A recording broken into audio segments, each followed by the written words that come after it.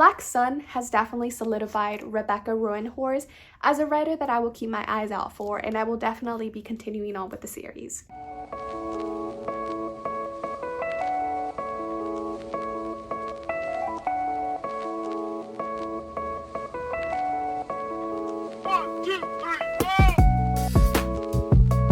Hi everybody, and welcome back to my channel. If you're new here, I'm Alicia, and today we'll be going over a spoiler-free review of Black Sun by Rebecca Roanhorse. If the plan does change and I do end up talking about spoilers, I will make sure to let you know ahead of time, and I'll also leave the timestamps down below. I'll briefly go over the synopsis, tell you a little bit more about my thoughts on the overall book, and then give you some things to keep in mind to see if you want to pick up Black Sun. So without any further ado, let's get right into it.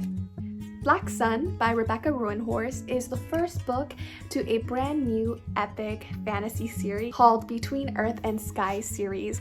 I don't believe we know at this point how long it will be, but so far this is the first one, and my oh my, it's so good. It completely exceeded my expectations. Earlier this year, I started the Six World series and I absolutely loved it. So I already had high expectations going into this book, but wow, it completely blew them out of the water. Like, this 100% deserves the title of epic.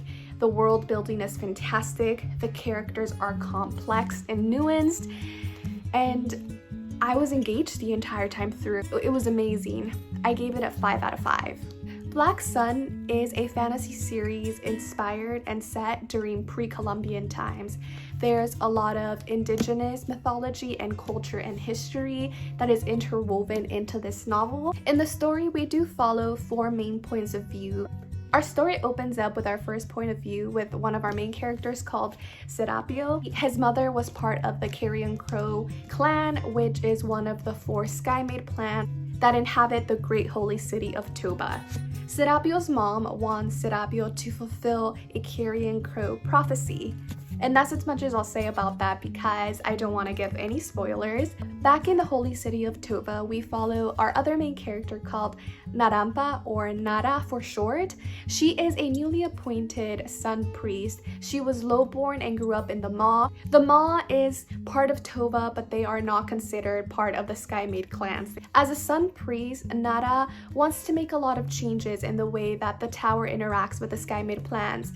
She is a little bit more progressive than her predecessor. As a sun priest, she is caught between the middle of a political war between 2 of the main clans.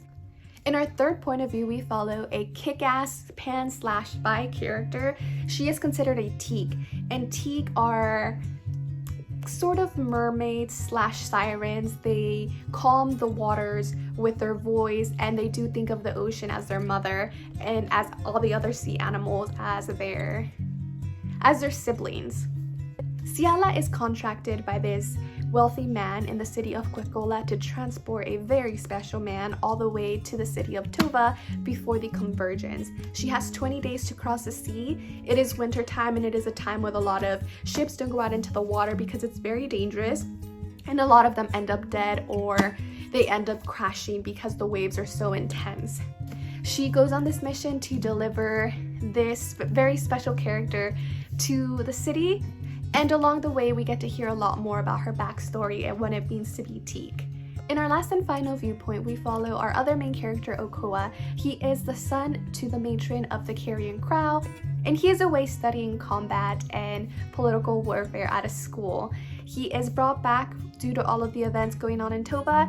Eventually, all of these 4 viewpoints do converge and meet and intertwine. 3 of the main things that really stood out for me in Black Sun has to be the world building, the character development, and the inclusion and diversity that is included within the novel.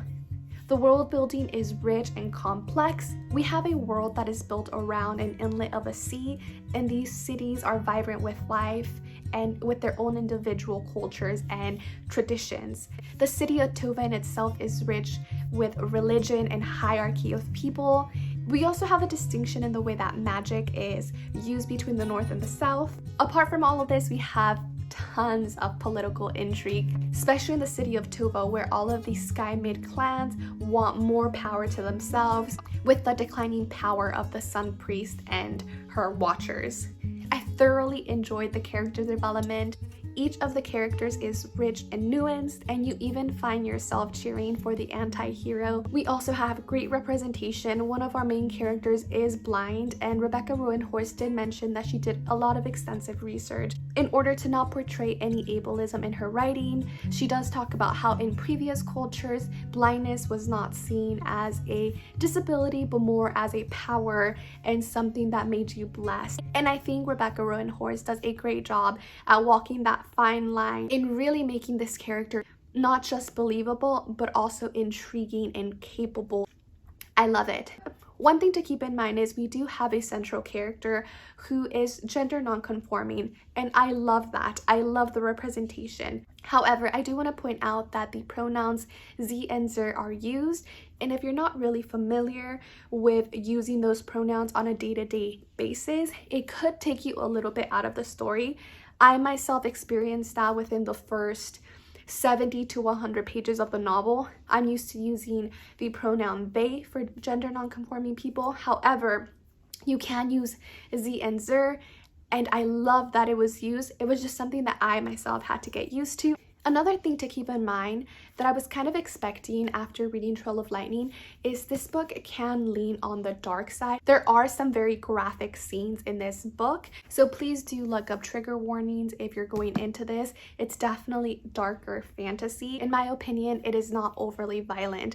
If you're someone that wants to get into darker fantasy, I would actually suggest picking this one up because the dark elements and themes and plots are there. However, it is not overly gruesome. Another thing that I want to point out is that there is not extensive fighting scenes, but the few that there are very well done and very believable and really help progress the plot forward in a very natural way. These fight scenes, again, although not plenty and very short, also have consequences. The consequences of these interactions are really explored in the events that follow and also propel some of our characters to take certain actions, which I really liked. There was no fighting just done for the sake of fighting. They served a general purpose. One more thing that I do want to point out is that there is a romance in Black Sun. However, it is not central to the plot.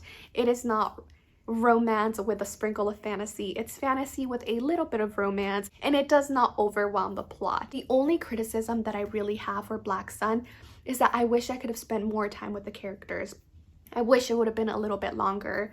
The ending does come abruptly and it's a little bit all of a sudden. The ending was a little bit rushed in my opinion, but that did not at all affect my overall rating for this book. I still gave it a 5 out of 5. That being said, if you're someone that enjoys a plot being completely tied up at the end, I would suggest to maybe wait until the second book is out for you to pick this up, because it does leave you on a pretty big cliffhanger, and if you don't want to wait, you're gonna have some problems with the ending, 100%. So overall, if you love complex and nuanced characters, if you like world building, if you like political intrigue, if you like queendoms, badass women, great writing, and you want to read a great epic fantasy that is not based on your usual European setting, I highly recommend you pick up Black Sun.